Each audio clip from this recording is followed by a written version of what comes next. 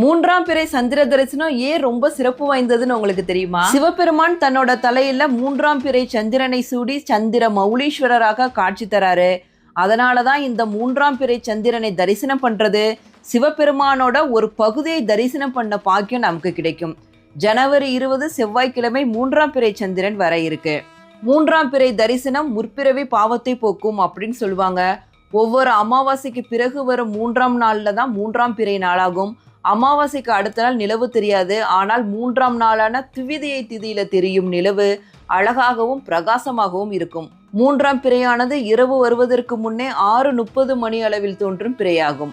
மூன்றாம் பிறையை தெய்வீக பிறை அப்படின்னு சொல்லுவாங்க. மூன்றாம் பிறை தரிசனம் காண்பவர்களுக்கு அறிவு வளரும், ஞாபக சக்தி கூடும், கேட்ட வரம் கிடைக்கும், செல்வமும் சந்தோஷமும் தேடி வந்து கிடைக்கும். மூன்றாம் பிறை சந்திரனை தரிசிக்கும் போது சிவபெருமானையும் சந்திரனையும் ஒரு சேர தரிசித்த பாக்கியம் நமக்கு கிடைக்கும். அன்பே சிவம்.